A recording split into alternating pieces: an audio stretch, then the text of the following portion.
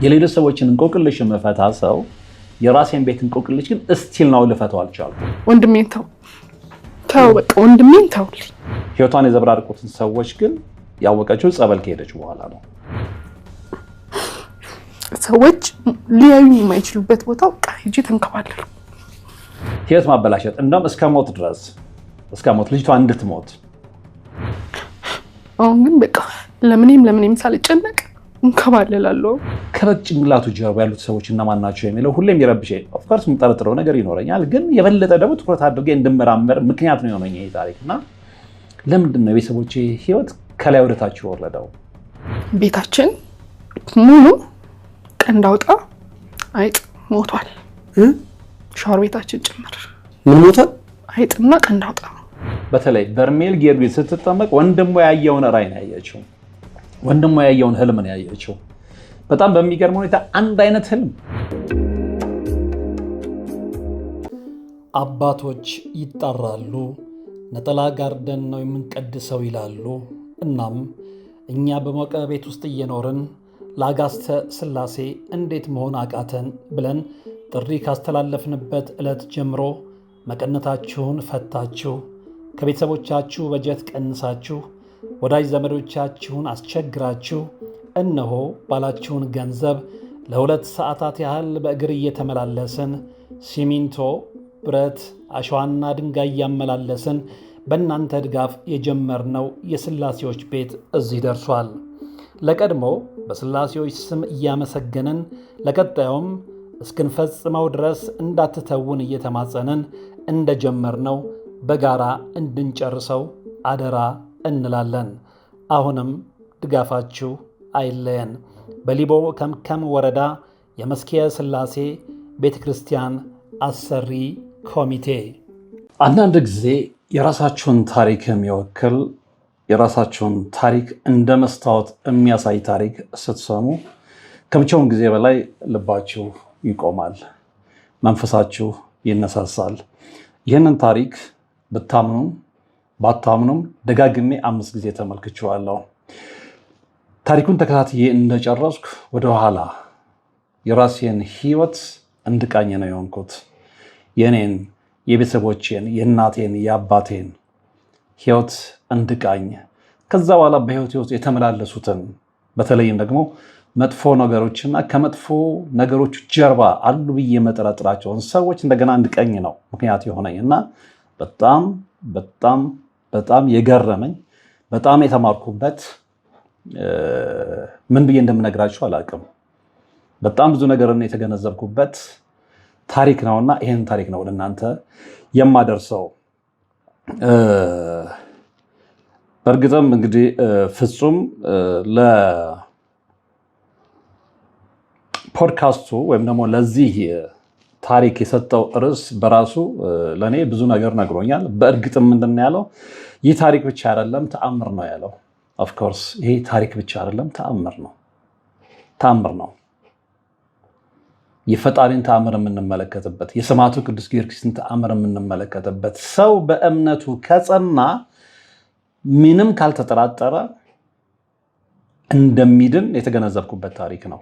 ስለዚህ በዚህ ታሪክ ብዙዎቻችሁ በተለይም ደግሞ በርኩስ መንፈስ አሰራር ውስጥ ያላችሁ ተስፋ ቆርጣችሁ መቼ ነው ምድነው፣ መቼ ነው ጥያቄ መልስ የሚያገኘው ለምትሉ ሰዎች ይህ ፖድካስት ላይ የተላለፈው ታሪክ ትክክለኛ ትምህርት ይሆናችኋል ብዬ ነው የማስበው እና ይህን ታሪክ ነው ዛሬ በመርሃ ግብሬ ውስጥ የማቀርበው። እንግዲህ ሳምራዊት ትባላለች ይህች እህት። በፍጹም ንቆ ሚዲያ ላይ መታ ነው ታሪኳን ያካፈለችው። በጣም የሚገርም ታሪክ ነው ስለ እውነት። ምናልባት እንግዲህ የተከታተላችሁ ትኖራላችሁ ብዬ አስባለሁ። ኦልሞስት እንግዲህ ከኦልሞስት 637,000 ሰው አካባቢ ተመልክቶታል ይህንን ፕሮግራም በምሰራበት ሰዓት እንኳን። ከዛም በላይ ሊታይ የሚገባው ታሪክ ነው ብዬ ነው እማስበው እማምነው። ይቺ ልጅ ሳምራዊት ትባላለች። ከሐዋሳ ነው የመጣችው እና በህይወቷ ውስጥ ሀፕን ያደረገውን ነገር ነው ለፍጹም የነገረችው እና ምንድን ነው የተከሰተው የሚለውን ነገር አብረን እንመልከት። እንግዲህ ከዕለታት በአንድ ቀን ይቺ ልጅ ሌሊት ነው ተኝታ በነበረበት ሰዓት ሌሊት 9 ሰዓት አካባቢ ላይ ከእንቅልፏ የሚያባንናት ክስተት ይፈጸማል። ያው ምንድነው በህልሟ አንዲት ሴት ትመጣና እባክሽን አትሽሽኝ ተልኬ ነው ትላትና እጅና እግሯ ላይ ትወጋታለች በመርፌ እና ደንግጣ ስትነሳ በጣም በሚገርም ሁኔታ ያ የተወጋበት የመሃል መዳፏ የእጇ የመሃል መዳፍ ሲደማ ነው የምታገኘው። አሁን ይህንን ማን ያምናል? በህልሟን ያየችው በህልሟ ስትወጋ ያየችው እጅ ስትነሳ የደማን ያጋጠማት። እስኪ ከራሷ አንደበት የተወሰነውን ሰምተን እንመለስ። በምን ደብተሽ? በመርፌ። እሺ በመርፌ ትወጋኛለች። በጣም አስጨናቂ ሁኔታ ውስጥ ነበርኩኝ። ስነቃ ከእንቅልፌ ስነቃ ከሌሊቱ 9 ሰዓት ነው። እጄ ደም እየደማ ነው። እንዴ ስትወጋሽ ያየሽው በህልምሽ ነው? በህልሜ ነው። እንደዛ ልጅ ይዘሽም የነበረው ልጅ የለም? በህልሜ ነው። እሺ ነቃውኝ። እየጮኩ ነው የተነሳሁት። አሙሽ ማለት ነው? አዎ እየጮኩ ነው የተነሳሁት። ማለት እሷም እያስጨነቀችኝ እንዳለ ሆኖ የመርፌው መወጋት እንዳለ ሆኖ ነቃው። ማለት እየጮኩ ነው የተነሳሁት። ስነሳ አጠገቤ ባለቤት ያለ ምን ነው አለኝ። ተኝቷል እሱ? አዎ እየጮኩ ነው የተነሳሁት። አሳየሁት እና እጄ እየደማ ነው። እየደማ ነው? አዎ እጄ እየደማ ነው። የመርፌው እንትን እየደማ ነውና ያለውን ነገር ነገርኩት። ተልኬ ነው እያለችኝ እንደዚህ እያለችኝ ወጋችኝ ምናምን ብያልኩት። ከዛ በቃ ጸለይተኝ ምናምን ብሎ አለኝና ያው እንደማንኛውም እንትን ጸልይ ህልምልም ብዬ ጸልይተኛው ማለት ነው። እንዴ ስትነቂ ግን እሷ በህልምሽ የወጋችሽ ቦታ ከህልምሽ ስትነቂ የእውነት ተወቅቷል? የእውነት ተወቅቷል። እስካሁንም ምልክቷል። አሁንም አለ። እና የዛን ቀን ማታ እየደማ ነበር? እየደማ ነበር። ምን አደረጋችሁ ታዲያ? የደማውን ነገር ምንም አላደረግንም። ምንም የከፋም ነገር አልመሰለንም። በቃ እንግዲህ በህልሟ ያጋጠመቻት ሴት ሌላም መሳሪያና መርፌ ይዛ ወደ እኔ ስትጠጋ ምን ልታደርጊ ነው እባክሽን ብዬ ስጠይቃት ተልኬ ነው የመጣሁት፣ አትከልኪኝ፣ ተልኬ ነው የመጣሁት እያስፈራረቻት ወደ እሷ ትጠጋለች እና ልጅ ይዛለች። እቺ ልጅ እባክሽን ለዚች ህፃን ስትይ ተኝ ትላታለች። ግን በፍጹም እያለች አልጋዋ ላይ ወርውራት ልጁ ይወድቃል። በእጇ ይዛት የነበረችው ልጅ ትወድቃለች። እሷም አልጋ ላይ ግራ ጉልበቷንና እጅ መዳፏን ትወጋታለች። በጣም በሚገርም ሁኔታ እስካሁን ድረስ የእጅ መዳፏ ምልክት እንዳለ ነው ይህች የተናገረችው እና ትወጋታለች። እዛ እጅ ላይ ተደጋግማ በመርፌ ነው የምትወጋት። በጣም በሚገርም ሁኔታ እና በጣም አስጨናቂ ህልም ነው። ትነቃለች። ጭፋ ከሌሊቱ 9 ሰዓት ነው። እጇ ደም እየደማ ነው። በጣም የሚገርም ነው። ከዛ በኋላ በጩኸት ያው ባለቤቷንም ትቀሰቅሰዋለች። ምንድነው የሆነው ይላታል እና ባለቤቷ ይነሳል። የሆነውን ነገር ትነግረዋለች። እንግዲህ ፔኑ አለ፣ የመርፌው ፔን አለ። ህልሙ አስጨናቂ ነው። ስለዚህ እንግዲህ እናንተ ላይ ቢደርስ ምንድነው ፊልም የምታደርጉት? እና እንደተነሳች ታሳየዋለች። እጇን ለባለቤቷ ታሳየዋለች። ይሄ ደማ ነው እጇ እና ያለውን ነገር በዝርዝር ነው የነገረችው። እንግዲህ ተልኬ ነው እያለች አንድ ሴት መጣችና ወጋችኝ፣ አሁን የነገርኳቸው ማለት ነው። ከዛ ባለቤቷ ምንድን ነው በቃ ጸልይና ተኛ ነው የሚላት። እንግዲህ ጸልያ ትተኛለች። ከዛ በኋላ ግን በጣም በሚገርም ሁኔታ የዚች ልጅ ህይወት እየተቀያየረ መሄድ ይጀምራል። በጣም በሚገርም ሁኔታ ማለት ነው። ያንን የደማውን ነገር እንግዲህ ምንም እንዳላደረገች ነው ተናገረችም እና የከፋ ነገርም አልመሰላትም። ተመልሳ ተኛች እንደ ማንኛውም ሰው። ከዛ በኋላ ግን ያው ህይወት ይቀጥላል። ግን ከአንድ ሳምንት በኋላ ምንድነው የሆነው? ሌሎች ምልክቶችን ማየት ትጀምራለች። ይህችት ህይወቷ ላይ አዳዲስ ነገሮችን መመልከት ትጀምራለች። መረበሽ፣ የቆዳ መቀየር፣ ለምጥ እጇ ላይ እንደውም በፎቶም አሳይቷለች እና በውል ያልታወቀ ምክንያቱ ይሄ ነው ብላችሁ ልትናገሩት የማትችሉት ማለት ነው እና ውስጧ አለመረጋጋት፣ እና ደግሞ የተወጋ ጉልበቷ በህልሟ መብረክረክ ስራ ቦታ ላይ ሆና ማለት ነው።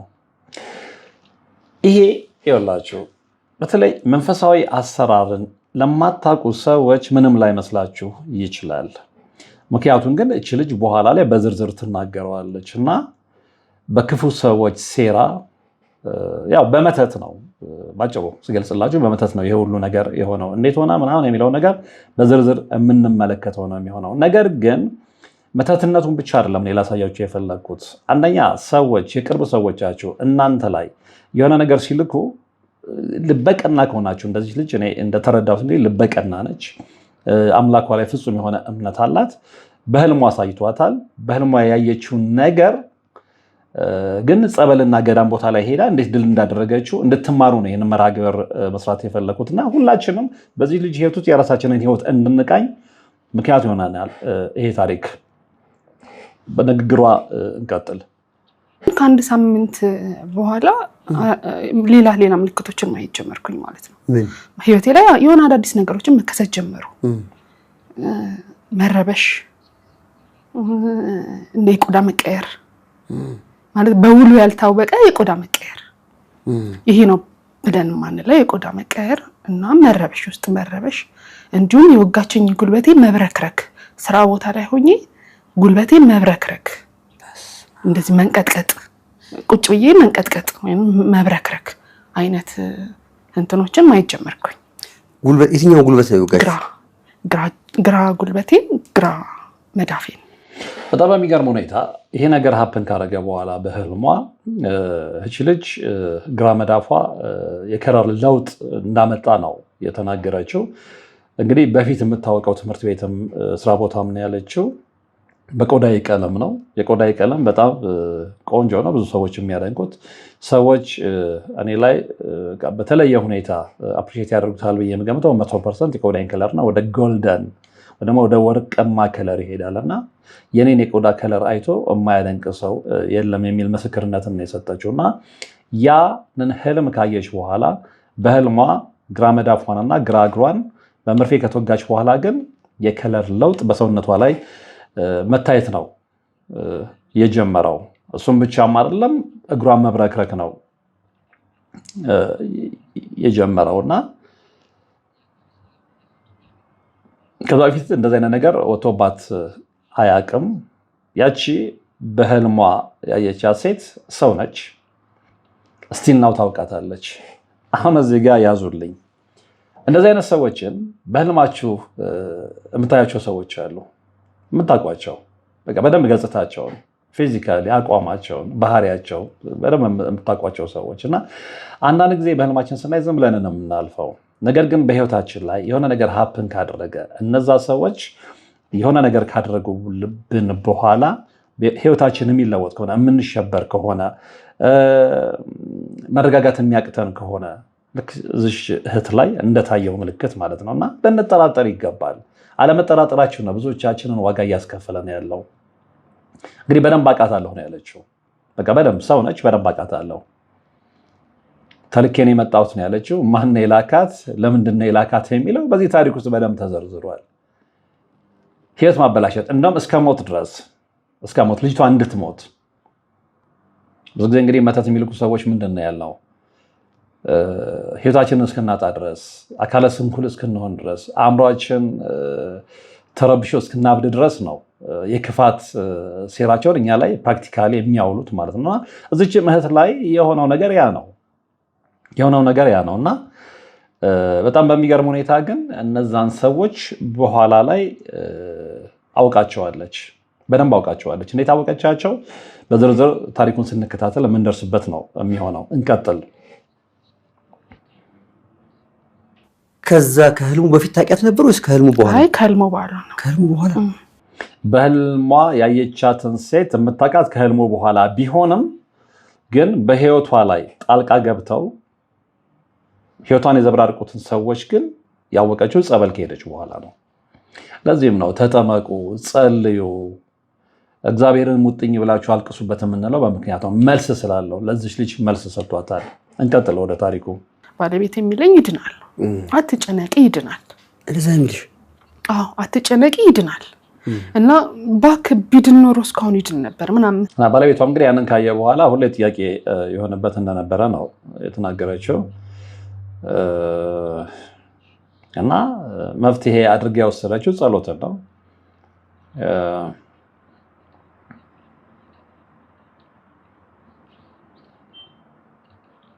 እንግዲህ ስላመራችሁ ጠላት ይነሳባችኋል። ሰርታችሁ ስላለፈላችሁ ጠላት ይነሳባችኋል። የሆነ ነገራችሁ ከሌላው ስለተለየ ጠላት ይነሳባችኋል። የሚነሳው ጠላት ደግሞ የቅርብ ጠላት ነው። የቅርብ ጠላት ነው። ሶሪ የሩቅ ጠላት አይደለም። በጣም በሚገርም ሁኔታ ስለዚህ አንድ ነገር የተለየ ነገር ካላችሁ ሰዎች ያንን ሊያጠፉት ነው የሚነሱት። እግዚአብሔር ራሱ የሰጣችሁ ነገር ማለት ነው። እዛች ምህት ላይ የሆነው ነገር ያ ነው። እንግዲህ የቆዳ ከለሯ ነግሬያችኋለሁ። ጎልደን ነው፣ ወርቃማ ነው። ብዙ ሰዎች መጀመሪያ የሚያዩ ከሆነ ያንን ነው። ከዛ በኋላ ግን ህልሙን ካየችውና የቆዳ ለውጥ እጇ ላይ ሰውነቷ ላይ መምጣት ከጀመረ በኋላ ግን ደስተኛ የነበረ ህይወቷ መቀየር ነው የጀመረው። በፊት ደስተኛ ነበረች። በትዳሯ የተረጋጋ ህይወት ነበር የምትኖረው። 2 ልጆች ነበሯት፣ የ1 ዓመትና የ3 ዓመት ልጆች። በዛን ወቅት በባሏ ደስተኛ ነች። ጥሩ ባል ነው ያላት። ጥሩ ህይወት ነው የምትኖረው። ከዛ በኋላ ግን ህልሙን አይታ በመርፌ ተወግታ እጇ ላይ የለምጥ ምልክት መታየት ከጀመረ በኋላ ግን እግሯ መብረክረክ፣ ውስጧ መረበሽ ነው የጀመረው እና ሰዎች ህይወት ትረበሻለች። እንደውም አይ ቲንክ ከንግግሯ መረዳት የቻልኩት ቢሮ ውስጥ የምትሰራ ሴት ትመስለኛለች። እዛ ላይ ዲቴይል እንትን ስላላለች ነው። እና ኮምፒውተር እንኳን እንደዚህ ስነካካ እጄ ነው ሰው ትኩረት ውስጥ ቶሎ የሚገባው። ስለዚህ ሰዎች ባይ ኤኒ ሚንስ በስራ አጋጣሚ ወደ ቢሮ ከመጡ እንኳን ቀድሞ የሚመለከቱ ከኔ ይልቅ እጄን ነው ያለችው። ምክንያቱም እጇ ላይ ቆዳዋ እየተቀየረ መምጣትና ያ ነገር ሁሉ ይረብሻት ነበር። ይሄ ሁሉ የመጣው በሌላ በምንም አይደለም። ሰዎች በክፉ ሰዎች የመተት ስራ ነው፣ የመተት ስራ ማለት ነው። እና እነዛ ሰዎች አብራቸው የበላቻቸው፣ አብራቸው የጠጣቻቸው፣ በደንብ የምታውቃቸው ሰዎች ናቸው። ለዚህም ነው የቅርብ ሰዎቻችሁን ሁሌም እንላለን ተጠንቀቋቸው የምንለው። እና ይህን ታሪክ ከሰማሁ በኋላ የራሴን ህይወት እንድቃኝ ነው ምክንያት የሆነኝ። የራሴን ህይወት ከዚህ በፊት አንዳንድ ነገሮችን ስለኔ ነግሬያችኋለሁ። ምክንያቱም እኛ ሀገር የተለመደ አይደለም ሰው የራሱን ታሪክ ፊት ለፊት አውጥቶ ለማስተማሪያነት ብለው ከመናገር ይልቅ አድበስብሶ ገበናዬን ለምን አወጣለሁ ነው የሚለው ነው አይደለም። ህይወታችሁ ከተበላሸ ህይወታችሁ የተበላሸበትን ምክንያት ሌሎች ሰዎች እንዲማሩበት ማቅረብ መቻል አለባችሁ። የቤተሰባችሁ ህይወት ምስቅልቅሉ ከወጣ ለምንድን ነው ምስቅልቅሉ የወጣው? በፊት የነበራችሁን ህይወት ታውቃላችሁ። እኔ ነግሬያችኋለሁ፣ ዛሬም እደግመዋለሁ። የዚች ልጅ ህይወት የሆነ ፍንጭ ስለሰጠኝ ማለት ነውና ነግሬያችኋለሁ። በፊት ጥሩ የሚባል አይነት ህይወት ነበረ ከቤተሰቦቼ ጋር የምኖረው። መደጋገም ቢሆንብኝ ለቤተሰብ ብቸኛ ልጅ ነኝ። ስለዚህ ያለነው እኔ እናቴና አባቴ ነን። ሁለቱንም ነፍሳቸውን በአጸደ ገነት ያኑርልኝና ጥሩ ህይወት ነው የኖርኩት ምንም ሳይጎልብኝ። ያው አንደኛ ብቸኛ ልጅ ስትሆኑ የምትኖሩት ኖሩ ታውቃላችሁ። እና ነገር ግን አባቴም እንደ የዋህነቱ አይደለም በኋላ ላይ ነገሮች በህይወቱ ላይ ተከሰቱት። አንዳንድ ጊዜ 1000 ጊዜ የዋህ ብትሆኑ 1000 ጊዜ ደግ ብትሆኑ አጠገባችሁ ክፉ ሰዎች ካሉ በእናንተ ህይወት ላይ ሀፕን የሚያደርገው ነገር ለማመን የሚከብድ ነው የሚሆነው። እና እኔ ቤተሰብ ላይ የተመለከትኩት ያንን ነው። ጥሩ ህይወት ትኖሩ የነበሯችሁ ሰዎች እንግዲህ እግዚአብሔር ነው ነገ ከነገ ወዲያ የሚያወጣው፣ ወይም አንድ ቀን እግዚአብሔር በራሱ መንገድ ይገልጿል ብዬ ነው የማስበው። እና ግቢ ብዙ ጊዜ ልምዱም ስለነበረኝ እርሌ ተነስቼ ነግሬያችኋለሁ። አትክልት ከተኩት ያገኘሁትን ነገር ነግሬያችኋለሁ። ከአንገት በላይ የተቀበረ የበግ ጭንቅላት እንዳገኘሁ ነግሬያችኋለሁ። እና እች ልጅ ስትናገር ከበግ ጭንቅላቱ ጀርባ ያሉት ሰዎች እነማን ናቸው የሚለው ሁሌም ይረብሼ። ኦፍኮርስ የምጠረጥረው ነገር ይኖረኛል፣ ግን የበለጠ ደግሞ ትኩረት አድርጌ እንድመራመር ምክንያት ነው የሆነኝ ይሄ ታሪክ። እና ለምንድን ነው የቤተሰቦቼ ህይወት ከላይ ወደታች የወረደው? የራሴን ልፋት የራሴን ጥረት አውቀዋለሁ። የኔ ልፋትና የኔ ጥረት አሁን ከማገኘው ውጤት ጋር እኩል ነው ወይ? አይደለም። ለፋለው። አዎ ዩቲዩብ ላይ ኦልሞስት ረጅም ጊዜ የራሴን ሚዲያ ጨምሮ ሌሎች ሚዲያዎችም ላይ ብዙ ዓመት አሳልፌያለሁ። በጋዜጠኝነቱ በጋዜጠኝነቱ ረጅም ኦልሞስት ከ20 ዓመት በላይ ማለት ነውና ነገር ግን ከ20 ዓመት በላይ እንደለፋ ሰው የያዝኩት ነገር አለ ወይ ብዬ ሳስብ ምንም የያዝኩት ነገር የለም። ኦፍኮርስ ጊዜ ይመስገን የሰው እጅ ላይ ለቤተሰቤ መሆን አያንሰኝም። ነገር ግን እንደ ልፋቴ እችላለሁ ብዬ እንደማስበው እንደ ብቃቴ ማግኘት ያለብኝን ነገር አግኝቻለሁ ብዬ ሳስብ አላገኘውም። ለምን የሚለው ነገር ነው የሚያስጨንቀኝ አንዳንዴ። ለምን እለፋለሁ፣ ጣጥራለሁ የተሻለ ነገር ለማግኘት፣ የተሻለ ተመልካች እንዲኖረኝ፣ የተሻለ ተጽዕኖ ፈጣሪ ሚዲያ እንዲኖረኝ የበኩሌን አደርጋለሁ ነው። አንዳንድ ጊዜ በጣም ግራ የሚያጋባኝ ነገር ምንድነው? ሰዎች ሚዲያ ላይ በምሰራበት ሰዓት ላይ በጣም ውጤታማ ነኝ፣ ብዙ ተመልካቾች አሉኝ፣ ብዙ ኦዲየንስ አለ። ወደ ራሴ ሚዲያ ስመጣ ግን ያንን ኦዲየንስ ማግኘት ያልቻልኩት ለምንድን ነው? እና አንዳንዴ የራሴን መርሃ ግብሮች ዞር ብዬ እመለከታለሁ። ሪሊ የኔን እድል እንትን ያደርጉ ሰዎች አሉ። ምክንያቱም ሰው ሚዲያ ላይ በጣም ሰክሰስፉል ሆናችሁ እራሳችሁ ጋር ስትመጡ ተመልካች የምታጡ ከሆነ አንድ፣ ሁለተኛ ሌላ ሚዲያ ላይ ሰዎች ሚዲያ ላይ ተቀጥሬ በምሰራበት ሰዓት ላይ አንድ ስልክ ደውዬ ለኢንተርቪው የጠየኩት ሰው እምቢ አይለኝም። አሁን ግን ራሴ ሚዲያ ላይ ከመጣሁ በኋላ እንዲህ አልላቸውም። ደጋግሜ በፊት በአንድ ስልክ ይመጡልኝ የነበሩ ሰዎች ዛሬ 1000 ጊዜ ስልክ ብደውል ወይ ስልክ ላይ ያነሱ ይችላሉ፣ ኦር ደግሞ ቢያነሱም ደግሞ ፈቃደኞች ላይሆኑ ይችላሉ። ለምን የሚለው ነገር ያሳስበኛል። ለምንድን ነው ፊት ስኬታማ የነበርኩት ሰው አሁን ምንድነው ስኬታማነቴን ወደኋላ ያደረገው? ኦፍኮርስ በእግዚአብሔር ሁሌም ተስፋ ስላለኝ ተስፋ አልቆርጥም። ወደ ራሳችሁ ወደ ትክክለኛው መንገድ ስትመጡ ከፍ እንዳትሉ የሚያደርጋችሁ ነገር ምንድን ነው? በህይወታችሁ ላይ ምንድን ነው የተደረገው? እነማን ናቸው? ምንድን ነው ያደረጉባቸው? ሌላ ቦታ ላይ ስኬታማ የሆናችሁትን ወደ ራሳችሁ ስትመጡ ስኬታማ እንዳትሆኑ፣ ያሰባችሁትን ግብ ጋር እንዳትደርሱ ነግሬያችኋለሁ። ራዕይን አውቀዋለሁ፣ ግቤን አውቀዋለሁ፣ ችሎታዬን አውቀዋለሁ፣ ልፋቴን አውቀዋለሁ፣ ጥረቴን አውቀዋለሁ። የጥረቴን ያህል ግን ውጤታማ ነኝ ብዬ አላምንም፣ አላስብምም። አንዳንዴ ከጓደኞች ጋር በጣም በቅርብ ከሚያውቁኝ ጓደኞች ጋር እናወራለን። ኦፍኮርስ ምናልባት አንዳንድ ጊዜ ለስሜት የተጠነቀቁ ሊሆን ይችላል። እነሱ ሞኝነታቸው ነው እንጂ አይ ቲንክ ሳይኮሎጂካሊ ብዙ ነገሮችን አንደርስታንድ ማድረግ የምችል ሰው ነኝ እና ይህን ያህል ዓመት ለፍተህ ግን ከሌላው አንጻር ስንመለከት ነገሌ ከኋላ እንደዚህ እንትን ብለው ምናምን ነገር ኖ አይ ነው ይገባኛል። እነሱ ባይነግሩኝም ይገባኛል። እና አንዳንዴ ግን ቁጭ ብዬ ብቻዬን እጠይቃለሁ። ምንድነው እኔ ጋ ያለው ጥፋት? ምንድነው እኔ ጋ ያለው ስህተት? መስራት ሳልችል ቀርቼ ነው? ሳለፋ ቀርቼ ነው?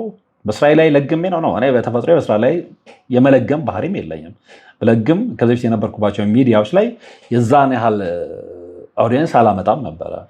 ግን ያንን ኦዲየንስ እኔ ጋር ማምጣት ያቃተኝ ለምንድን ነው?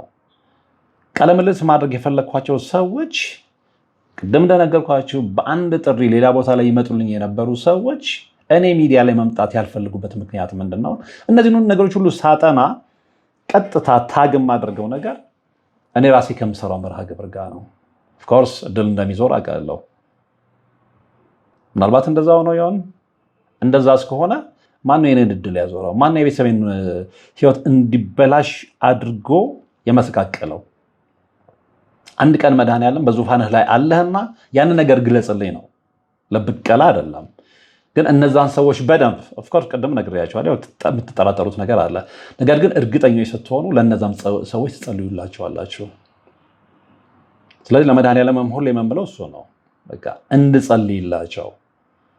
በማወቅም ባለማወቅም እዛ መስመር ውስጥ የገቡ ከሆነ በቃ ከዛ መስመር ውስጥ እንዲወጡ አንተ እርዳቸው እንድልላቸው። በቀል የትም እንደማይደርስ ስለማቅ የጎዷቸውን ሰዎች ለመጉዳት መነሳት እግዚአብሔር እንደማይወደው ስለማቅና የዚችን ልጅ ታሪክ ከሰማሁ በኋላ ከምሬ ነው የምላችሁ ከራሴ ጋር ነው ነግሬያችኋለሁ። ደጋግሜ ነው የሰማሁት ሳይሰለቸኝ ማለት ነው። ሊያውም ሙሉን እየጨረስኩኝ እና በዚህ ልጅ ታሪክ ውስጥ የራሴን ህይወት፣ የቤተሰቦችን ህይወት እንደገና ደግሞ እንዲሁም የሌሎች ሰዎችን የሚደውሉልኝ ሰዎችን ህይወት ነው የተመለከትኩትና ለዛም ነው የራሳችሁን ህይወት እንድትመለከቱ። ነገር ግን መጨረሻ ላይ እምላችሁ ነገር ይኖረኛል፣ የእሷንም ታሪክ ተመርኩዤ ማለት ነውና ይች ልጅ የዳነችበት ምክንያት አይኔን ማነው ሁሉ ነገሬን አንቅቶልኛል። ፍጹም በእግዚአብሔር ላይ እምነት ካላችሁ ካልተጠራጠራችሁ እንደ ጓደኛ እየወቀሳችሁ የምትሞግቱት ከሆነ ሳይውል ሳያድር መልስ ይሰጣችኋል። እሷም ላይ የተመለከትኩት ያንን ነው። በጣም ብዙ ሰዎች በለምጥ በሽታ ረጅም ጊዜ መድኃኒት አጥተው አንዴ ፈረንጁ ጋር አንዴ ሀበሻው ጋር ሲሉ ውጤት የላዩ ሰዎችን አይተናል። እቺ ልጅ ግን ከእግዚአብሔር ጋር ባደረገችው ዲያሎግ በጣም በአጭር ጊዜ ውስጥ ውጤት አይታበታለች። እና በዚህ ታሪክ የተመለከትኩት ምንድነው ፍጹም የሆነ እምነት እንደሚያድን ቂምን ሽሮ እነዛን ሰዎች ይቅር ማለት እንደሚያድን ተገንዝቤበታለሁ። እና በዚህ ታሪክ እናንተም እንድትማሩ እናንተም ራሳችሁን እንድትቃኙበት ነው የምፈልገው። እስኪ ወደ ታሪኩን ቀጥል። የሆነ ነገር የጎደለብኝ እንደሆነ በቃ ውስጤ ላይ እና ይሄ ከዛ በፊት እየሮጥኩባቸው ከነበሩት ነገሮች ወይንም እኔና ባለቤቴ ስትራግል እያደረግን ከነበሩ ነገሮች ተቆጠብኩኝ ማለት ነው። ይሄ የሁለታችን ፕላን እያደረግን ነው የነበረውን የህይወት ውጣ ውረድ ተገለልኩ ማለት ነው። እና እኔ ሐሳቤ ምንድነው ሙሉ ለሙሉ ራሴ ላይ ነው። በቃ እንዴት ነው የሚጠፋው?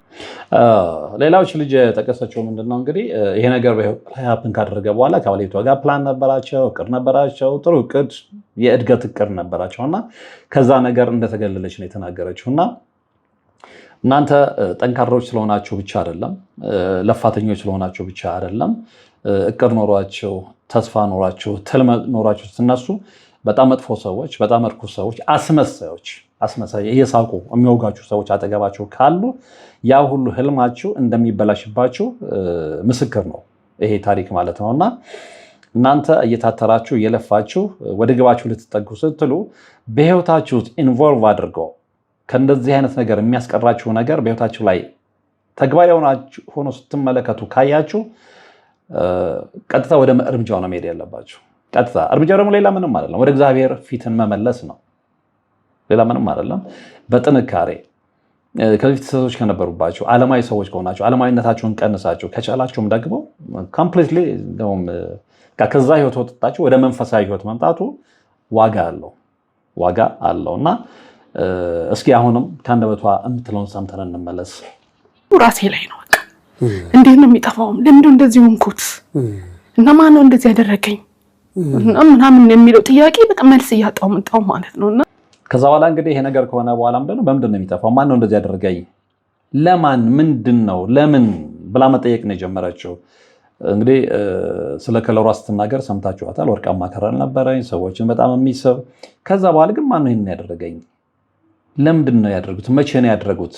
የሚለውን ነገር መመራመር ጀመረች። ለጊዜው መልስ ባታገኝም በኋላ ነው መልስ ያገኘችውና ከእግዚአብሔር ጋር ሙግት ነው የጀመረችው። ከእግዚአብሔር ጋር ሁላችሁም እንደዛ ነው። አሁን ቅድም እኔ እንዳልኳችሁ ማለት ነው። እና በእኔ ህይወት ላይ በቤተሰቦቼ ላይ ሀፕን ያደረገው ነገር ለምንድን ነው? የሚገርማቸው እስካሁን በቤተሰቦች ህይወት ውስጥ አሁንም ድረስ ያልተፈታ እንቆቅልሽ አለ። እሱን አሁን አለመነግራችሁ፣ አንድ ቀን እግዚአብሔር ያንን እንቆቅልሽ ሲፈታው ነግራችኋለሁ። ጊዜው ስላልሆነ ጊዜው ሲደርስ ነው የምነግራችሁ። እስቲል ነው ያልተፈታ እንቆቅልሽ። አባቴም ከሞተ በኋላ እናቴም ከሞተች በኋላ ኦፍኮርስ አባቴ 2000 ላይ ነው ሚሌኒየም ላይ ነው የሞተው። እናቴ ኦልሞስት 6 ወር አካባቢ ቢሆናት ነው። ያው ብዙዎቻችሁ እንደውም ያው የማጽናኛ ቃል በኮሜንት ላይ አስፍራችሁልኛል ይፋ አድርጌው ስለነበረና እንደዛም ሆኖ ግን አሁንም በቤተሰባችን ውስጥ ያልተፈታ እንቆቅልሽ አለ በሰዎች የተደረገ። በነገራችን ላይ አባቴም የሰውን ጉዳይ በሽምግልናም ይዞም ይሁን በሆነ በራሱ መንገድ ለመፍታት ጊዜ የሚፈጅበት ሰው አይደለም። እኔ እስከማውቀው እኔም ቢሆን ችግር የለብኝም። ሌሎች ሰዎችን ለማማከርም በተቻለ መጠን ሌሎች ሰዎችንም በማውቀው ነገር ለማገዝ ሶሉሽን ለማምጣት የራሴን ጥረት አደርጋለሁ። ብዙ ጊዜ ይሳካልኛል። እግዚአብሔር የተመሰገነ ይሁን። አንዳንድ እግዚአብሔር የሆነ ነገር ጸጋ ይሰጣችኋል እና እዛዛ ላይ ችግር የለብኝም። ነገር ግን በቤተሰቤ ላይ ሀፕን ያደረገውን ነገር ግን ስቲል ነው እንቆቅልሹን ለመፍታት እንኳን አልቻልኩኝም። የሌሎች ሰዎችን እንቆቅልሽ የምፈታ ሰው የራሴን ቤት እንቆቅልሽ ግን ስቲል ነው ልፈታው አልቻልኩም። ለዚህም ነው ጊዜው ሲደርስ እንቆቅልሹ ሲፈታ እግዚአብሔር እንደሚፈታውም ተስፋ ስለማደርግ መድኃኔዓለም እንደሚፈታው ተስፋ ስለማደርግ ከእናቴ ከቅድስት ድንግል ማርያም ጋር ስለተነጋገርኩበት እሷ ስለማታሳፍረኝ የዛን ጊዜ ሁሉ ነገር በግልጽ ነገራችኋለሁ። አሁን ግን ጊዜው ስላልሆነ ነው እዛ ዲቴል ውስጥ መግባት ያልፈለኩትና የዚህ ልጅ ህይወት እንደገና እንደ አዲስ በቃ የተውኩትን ህይወቴን እንድቃኘው ምክንያት ይሆነኝ እና ይች ልጅ ከዛ በኋላ ማን ነው እንደዚህ ያደረገብኝ ምንድነው? አንዳንዴ እኮ እያወቃችሁም እንደው ጥርጥር ውስጥ እንደው 100% ነው ብላችሁ እንኳን ባታስረግጡም እየተጠራጠራችሁ እንዲህ ሊሆን ይችላል ብላችሁ የምትሉትን ነገር በጥርጣሬ ውስጥ መሆናችሁ ማን ነው ለምንድን ነው ትላላችሁ ብዙ ጊዜ ማለት ነው። እና እሷም ህይወት ላይ የተከሰተው ይሄ ነው። ማን ነው ለምንድን ነው? በኋላ ግን በጣም በሚገርም ሁኔታ ወንድሟ ታናሽ ወንድሟ ገዳም ሄዶ ህልም ያያል፣ ራእይ ያያል። ያን ነገር መጥቶ ይነግራታል። የሚገርማችሁ እሷም ጸበል ወዳ ሄዳ በተለይ በርሜል ጊዮርጊስ ስትጠመቅ ወንድሟ ያየውን ራእይ ነው ያየችው። ወንድሟ ያየውን ህልም ነው ያየችው። በጣም በሚገርም ሁኔታ አንድ አይነት ህልም እና ይነግራታል። እነማን ምን እንዳደረጉባት፣ የወደፊት እቅዳቸው፣ ያንን ለምን እንዳደረጉ ኢቨን እሷን እስከ መግደል ድረስ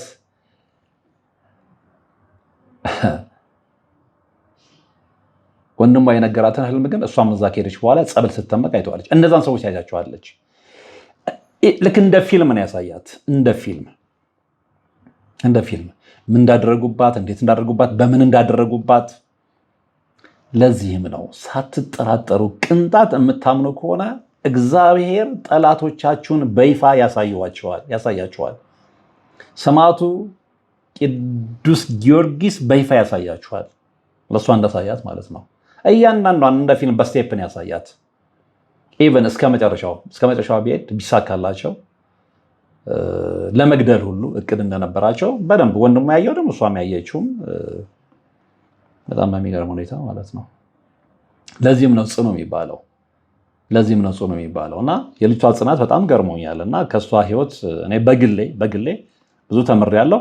እኔ ብቻ ሳልሆን ይህንን ቪዲዮ የፍጹምን ንቁ ሚዲያን የተመለከታችሁ እስከ መጨረሻው እርግጠኛ ነኝ ብዙዎቻችሁ ተምራችሁበታል ብዬ ነው እማምነው። እንደው ምናልባት የኔ ኦዲየንሶች ይህንን ቪዲዮ ያላያችሁ ካላችሁ ምናልባት ፕላስ ደግሞ ከራሴም ህይወት ጋር እያስተሳሰርኩ ሌሎቻችሁም ደግሞ ከዚህ ህይወት ጋር የራሳችሁን ህይወት እያስተሳሰራችሁ እንድታዩ ስለፈለኩ ይህንን መርሃ ግብር የሰራሁት። እንቀጥል። ያው ከእግዚአብሔር ጋር በቃ ግብ ከእግዚአብሔር ጋር መቆጣት ነው ጀመርሽ? ቤት እቆጣለሁ፣ እሱን እቆጣዋለሁ። ልጆች አሉን። ስንት ዓመታቸው ነበር ልጆች? 1 እና 3። ከዛ በኋላ እንግዲህ የባህሪ ለውጥ መጣ። ባሏን መቆጣት ጀመረች፣ መነጫነጭ ጀመረች። በዛ ሰዓት ላይ የነበሯት የ1 ዓመትና የ3 ዓመት ህፃናቶች ነበሩ። እንግዲህ አስቡት ባህሪያቸው ሲቀየር። ነገር ግን ደስ የሚለው ምንድነው እንደዚህ አይነት ችግር ውስጥ ስትገቡ አንዳንድ ጊዜ አንዳንዱ ቤተሰብ አይረዳችሁም። የእሷን ግን በጣም ያደነኩት ከታሪኩ ባሻገር ባለቤቷ በጣም አንደርስታንድ የሚያደርጋት ባለቤት ስለነበረ ያንን አፕሪሼት ሳናደርግ ማለፍ ንፉግነት ነው የሚሆነው እና እስከ መጨረሻ ያበረታታት ነበረ። እንደውም ቃል በቃል ይላት የነበረው ምንድነው ከእሷ አንደበት የሰማሁት በቃ ነው ትድኛለሽ፣ ነገር ግን ባትድኝም እኮ በቃ እንዲያግብተሻል እና ምን ከዚህ በኋላ ሌላ ልታገቢ ትፈልጊያለሽ ያለ እየቀለደ እያዋዛ ነበር አእምሯን ሲጠብቅላት የነበረው እና እንዲህ አይነት ደግ ባል ያገኘች ሴት እድለኛ ነች በህይወቷ። ያንን መመስከር ይኖርብናል። የእሱንም ደግሞ መልካምነት ሳንጠቅስ ማለፍ ከታሪኩ ጋር ንፉግነት ነው የሚሆነው እንዳልኳችሁ እና እንዲህ ቤተሰብ ውስጥ መተሳሰብ ካለ ሚስት ለባል የምታስብ ከሆነ ባል ለሚስት የሚያስብ ከሆነ አይ ቲንክ የመጣውን የጋራ ጠላት አንድ ላይ ማሸነፍ ይቻላል እና ይሄን ቤተሰብ እንደዛ ነው ያደረገው። በነገራችን ላይ ከዚህ ቤተሰብ እኔ የተማርኩትና የተረዳሁት ነገር ምንድን ነው? አንደኛ የሁለቱም መተሳሰብ፣ ሁለተኛ እምነት ላይ ጽኑ መሆንን፣ ሶስተኛ ደግሞ የእግዚአብሔርን ኃያልነት በእርግጠኝነት ነው የምላችሁ የእግዚአብሔርን ኃያልነት፣ አማኝነትን፣ ጽኑ አማኝነትን፣ የቤተሰብ ፍቅርን፣ የባልን ደግነትና ጽናትን እንዲሁም ደግሞ የሌሎች ሰዎችን ክፋትን ከዚህ ታሪክ በደንብ መማር ችያለሁና እስኪ አሁንም ከአንደበቷ በነገራችን ላይ በጣም ተናጋሪም ስለሆነች አይሰለቻቸውም። ታሪኩን ስትከታተሉት ደስ ብላችሁ ነው የምትከታተሉት።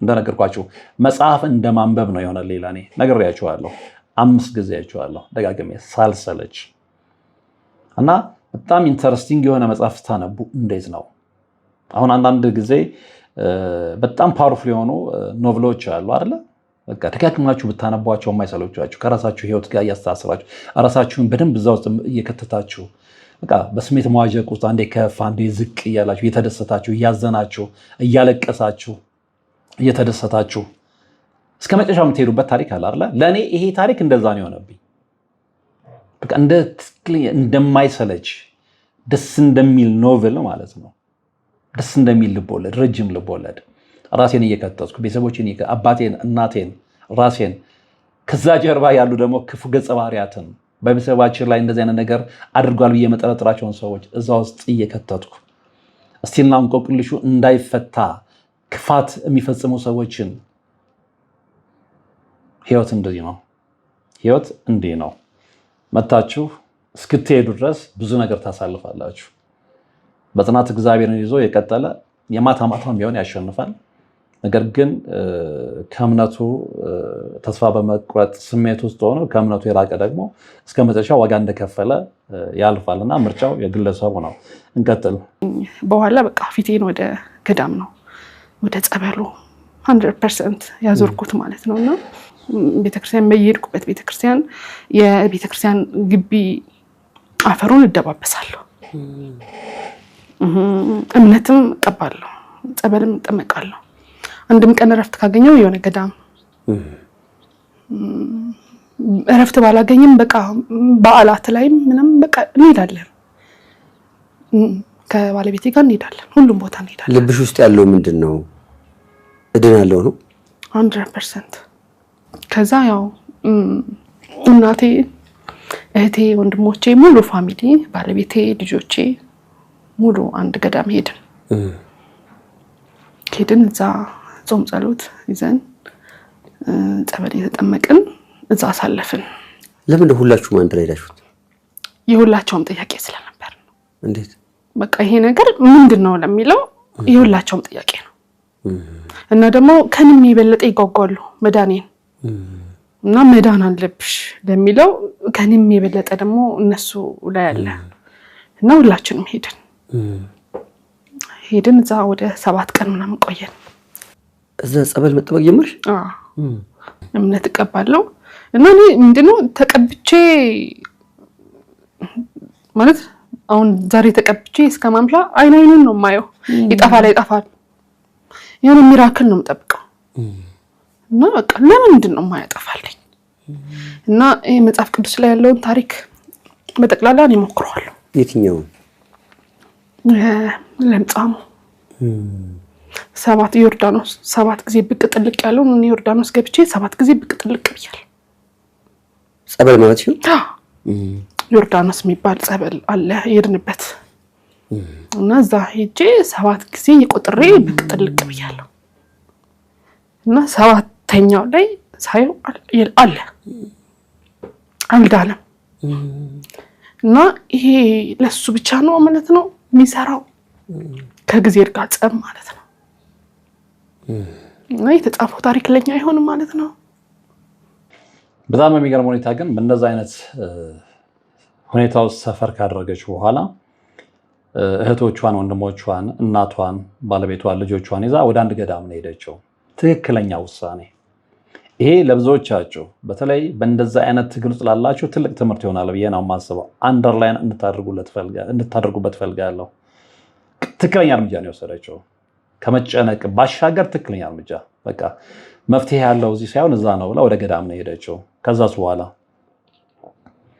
ገዳም ሄዱ ጾም ጸሎት ያዙ ጸበል እየተጠመቁ እዛ ነው ያሳለፉት እና በጣም በሚገርም ሁኔታ ፍጹም እዚህ ጋር በጣም ኪ የሆነ ጥያቄ ጠይቋታል ለምንድነው ሁላችሁም ሄድ ያስፈልጋችሁ የሚልና ሁላችንም ጥያቄ ስላለን ያላት ሁላችንም ጥያቄ ሊኖረን ይገባል ቤተሰባችን ላይ አንድ ሰው ላይ እንዲህ አይነት ነገር ሀፕን የሚያደርግበት ጊዜ ችግሩ የዛ ሰውዬ ብቻ ነው ብለን ልንተው አይገባም በቃ የሙሉ ቤተሰቡ ምክንያቱም እኔ ላይ የሆነ ሀፕን ካደረገ እኔ ላይ ሀፕን ያደረገው ችግር ሁሉንም ቤተሰብ እንደሚጎዳ ማወቅ መቻል አለብኝ ለዚህም ነው የአጋንንትን ስራ የሚያውቅ ሰው ያውቀዋል። ችግሩ የአንድ ሰው ብቻ አይደለም፣ የሙሉ ፋሚሊ ነው እና በደንብ ገብቷታል። ስለዚህ ሙሉ ቤተሰቡ ነው ወደ ገዳም ሄደው የጋራ ጥያቄ ስለነበራቸው ማለት ነው። ይሄ ነገር ምንድን ነው ለሚለው ጥያቄ መልስ ለማግኘት ማለት ነው።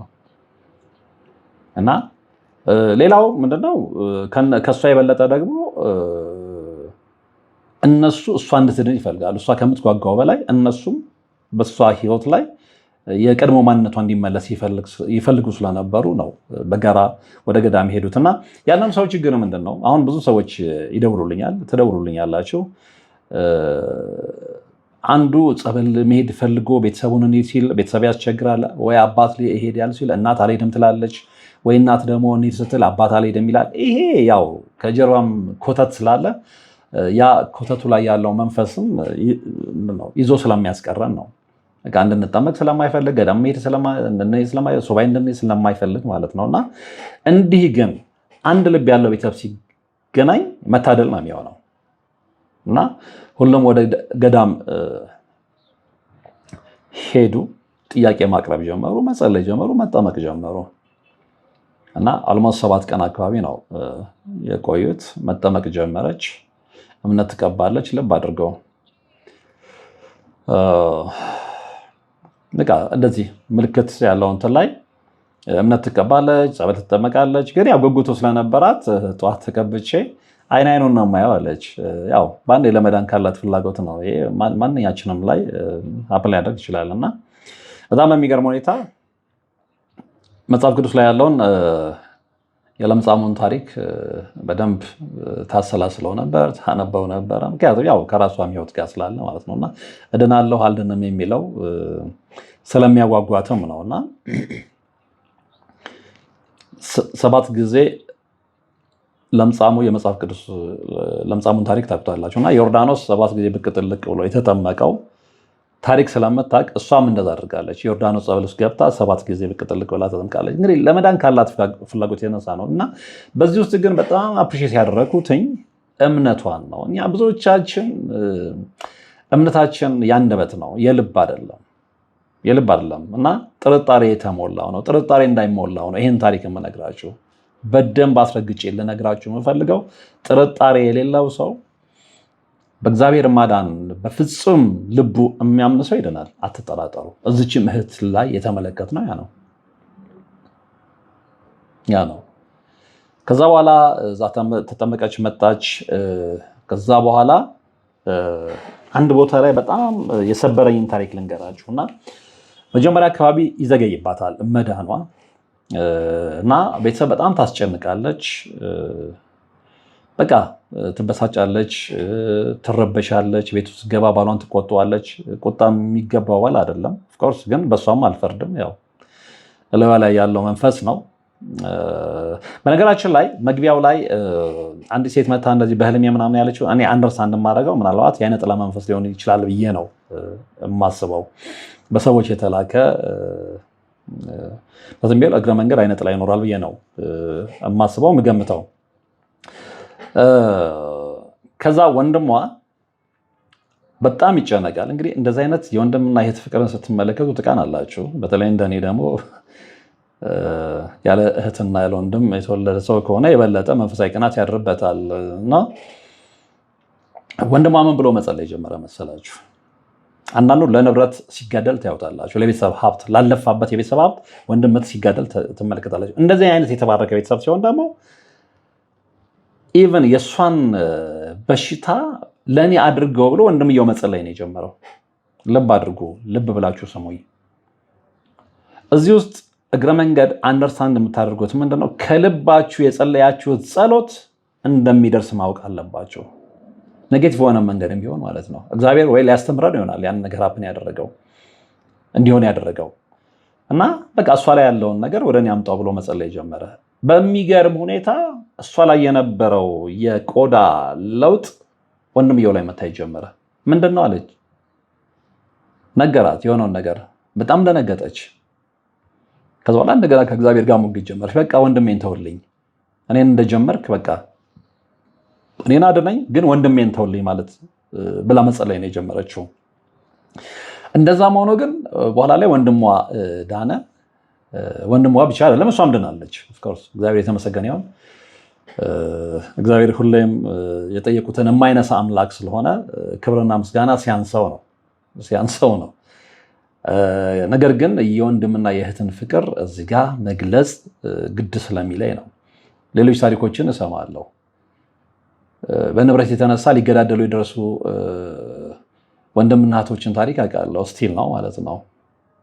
እና ያንን እዛ ጋር ባየሁበት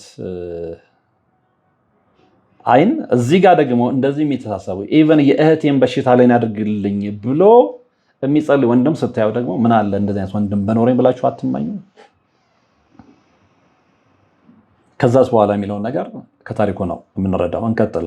እንደዚህ ለብሶ ይሄ ምንድነው ምናምን ብያልኩት፣ በቃ አንቺ ላይ ያለው ነገሮች ወደ እኔ እንዲመጣ እግዚአብሔርን ጠየቅኩት አለኝ።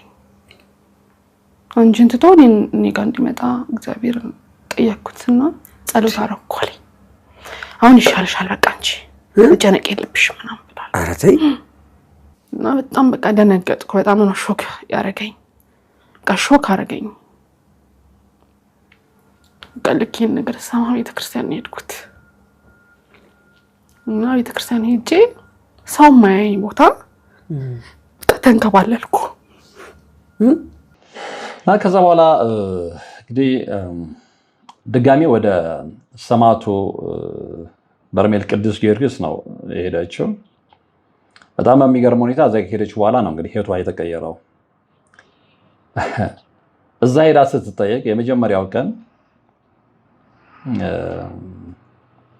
ያው የተጠመቃችሁ ሰዎች ታውቃላችሁ፣ በርሜል ሄዳችሁ ተሰወረች። ከተሰወረች በኋላ ያየችው ነገር ግን በጣም የሚገርም ነው። ሁሉን ነገር ነው ያሳያት፣ ሁሉን ነገር። ከዛ በኋላ እምነቱን እየተቀባች የሚገርማችሁ አንድ ቀን ነው እድል ያገኘችው ለመጠመቅ። ነገር ግን እዛ ተጠምቃ ከሄደች ጸበል ይዛ መጣች፣ እምነቱን ይዛ መጣች። ያን እየተቀባች መጨረሻ ላይ ይሄ የጠቃጠቀው ነገር እየደፈነ መምጣት ነው የጀመረው። ግን የሚገርመው ለመጀመሪያ ዙር በርሜል ከመሄዳቸው በፊት ገዳም እንደሄዱ ነግሬያቸዋለሁ። ሙሉ ቤተሰብ ገዳም ሄደ። እዛ ሄደው ተጠምቀው ሲመለሱ ቤታቸው ያገኙት የሞተ አይጥ፣ በጣም በሚገርም ሁኔታ ማለት ነው። የሀገር አይጥ ማለት ነው። ሻወር ቤታቸው ጭምር ማለት ነው። አይጥና ቀንድ አውጣ እንዳለ ሞልቶ ነው የጠበቃቸው። የመተት ውጤቱ ይሄ ስለሆነ ማለት ነው። ሰዎች ክፉ ነገር ሲያደርጉባችሁ እናንተ ሄዳችሁ በጽናት ስትጠመቁ እቤታችሁ ውስጥ የምትመለከቱት የዛን ውጤት ነው። እና እነሱ ሲመለሱ ቤት ውስጥ እንግዲህ ሻወር ቤት ጭምር ነው ያለችው። የሀገር ቀንድ አውጣ የሀገር አይጥ ሞቶ ነው ያገኙትና በጣም ነው የሚገርመው።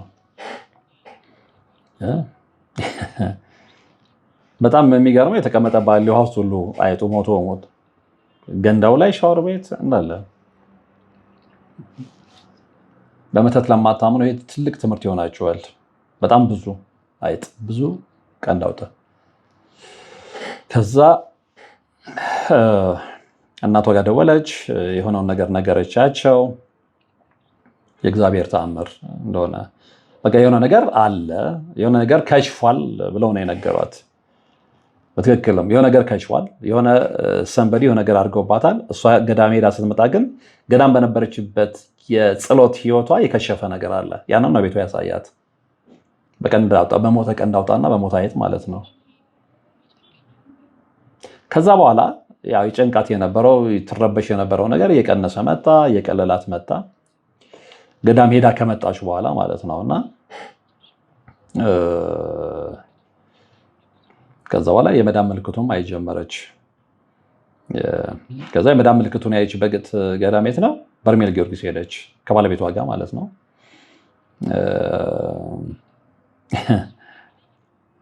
እና ሁሌ እሱ የሚላት ይድናል ነው የሚላት። ሁሌ ተስፋ ይሰጣት ነበር። አትጨነቂ፣ ይድናል፣ ይድናል። እንግዲህ እንደዚህ ተስፋ ማድረግ ቀላል ነገር አለ።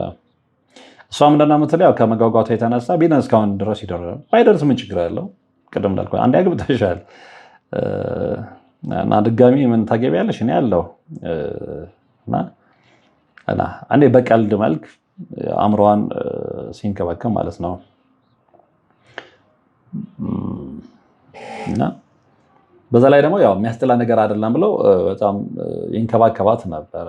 እና ያው መንፈሳዊ ሕይወታቸው ሲዝል እንደዛ ነው የሚሆነው። ግን በርሜል ከሄደች በኋላ በጣም የሚገርመው ጸበሉን ሳትጠመቅ ገና ደጁን ከረገጠችበት ጊዜ ጀምሮ የት ሰማዕቱ ቅዱስ ጊዮርጊስ በርሜል ማለት ነው። እና እላዩ ላይ ያለውን ጠቃጠቆ ሰውነቷ ላይ ከለር መያዝ ጀመረ። በጣም በሚገርም ሁኔታ ገና ሳትጠመቅ ነው የምላችሁ። እና ነጩ ነገር ላይ ጥቁር ነገር ማውጣት ጀመረ። የደፈነ የመድፈን ምልክት ማለት ነው። እና ይሄ ታምር ነው። ገና ሳትጠመቅ እንግዲህ ቦታውን እንኳን የተቀደሰውን ቦታ ስለረገጠች ማለት ነው። ይሄ ትልቅ ምስክርነት ነው። እንግዲህ አንድ ቀን ነው የደረሰ 7 ቀን የቆጡ አንድ ቀን የደረሳቸው በጣም በሚገርም ሁኔታ እሷ የጠበቀችው እንግዲህ ከህልሟ ጋር የተያዘ ነገር ለምን እንግዲህ በቃ እሷ ቀጥታ የወሰደችው እንድታውቀው ነበረ ጉጉቷ፣ ፍላጎቷ። እኔ የማላውቀው ነገር ምንድን ነው ማን እንደሆነ ጠብቃ ጥያቄ አድርጋ የሄደችው ይሄንን ነበረ። የራሷን ጥያቄዎች ማለት ነው፣ ስጋዊ ጥያቄዎች ማለት ነው። የኔም ኃጢአት ከሆነ ምንድን ነው ያደረገብኝ ሰው ካለ ማን ነው ያንን አሳየኝ ብላ ነበር ሄደችው። በጣም በሚገርም ሁኔታ 7 ቀን ነው የቆየችው፣ ግን አንድ ቀን የደረሳት እና መጀመሪያ ወንዶች ተጠመቁ። ከዛ በኋላ እሱም ተጠምቆ ወጣ ባለቤቷ። እሱም ያው ሚራክል የሆነ ነገር ጠብቀዋል። ተጠመቀች፣ እሷም ተራዋ ደርሷት እማላውቀው ዓለም ውስጥ ነው የገባችው። ከአንደበቷ እንደሰማ ነው በቃ ስትጠመቅ ማለት ነው። ሌላ ዓለም ውስጥ ሌላ ዓለም በርሜል ጊዮርጊስ ማለት ነው። የተጠመቃችሁ ታውቁታላችሁ። እና ጸበሉ ከስር ቀስ እያለ አይደለም የሚወጣው። ሲወጣ ያ ተሰወረች።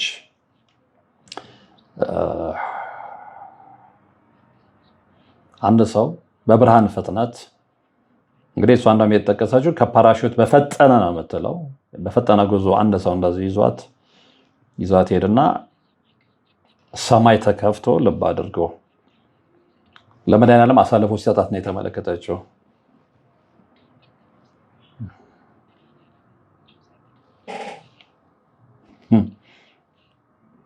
ሰማይ ተከፍቶ መድኃኒዓለም እጁን ዘርግቶ ሲቀበላት ነው ያየችው። ይሄ መታደል አለው።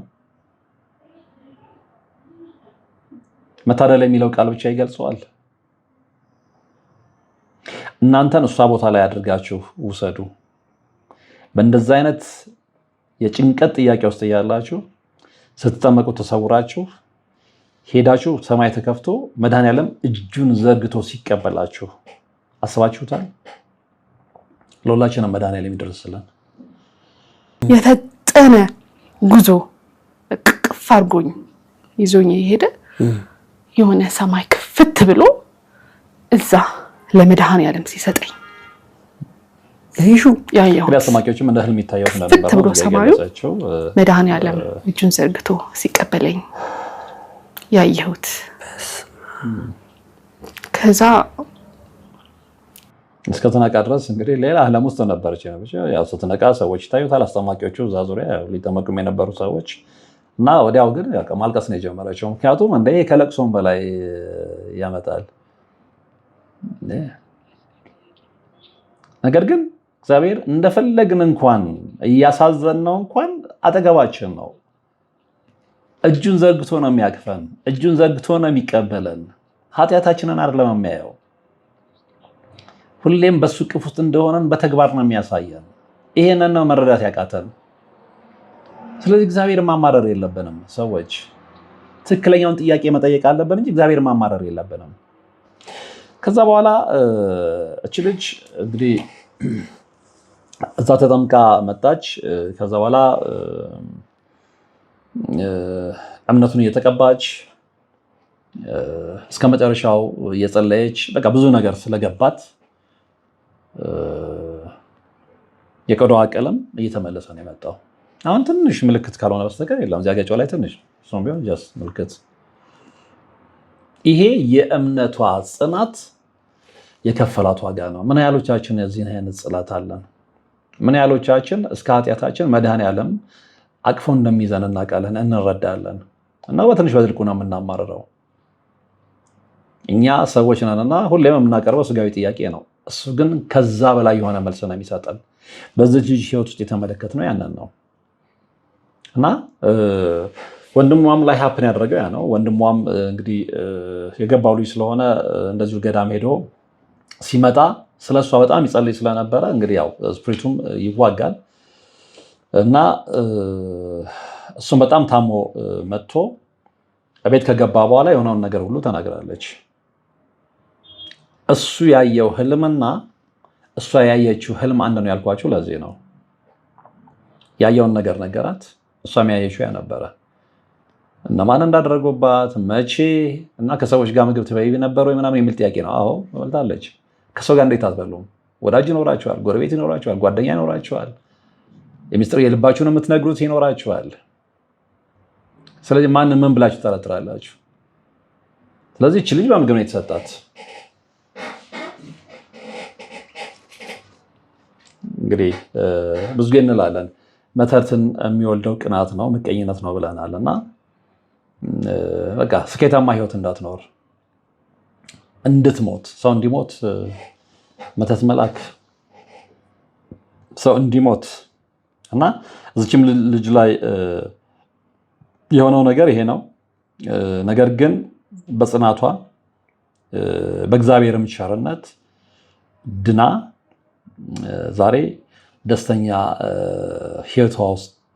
ህይወቷን ጀምራለች። በፊት የነበረውን ይሄ መሸበሩ ምኑ ቀርቶ ማለት ነው። እና በጣም በሚገርም ሁኔታ ግን መጨረሻ ላይ በልቧ ያለውን ነገር ስትናገር ደግሞ ሌላ በጣም አፕሪሼት ያደረኩት ምንድነው በቃ እንደዛ ሰዎች ምህረት የማድረግ ልብ እንዳላት የገለጸችበትን ቦታም ተመችቶኛል። እና በአጠቃላይ በዚህ ታሪክ ልነግራችሁ የፈለግኩት ምንድን ነው ቅድም እንደነገርኳችሁ የእግዚአብሔርን ኃያልነት የእግዚአብሔርን ደግነት የመድኃኔዓለምን ደግነት የመድኃኔዓለምን አባትነት አምነን ሳንጠራጠር የምንቀበል ከሆነ አይደለም ከለምጥ ከሌላም ነገር ያድነናል፣ ያነጻናል። እሱን አትጠራጠሩ።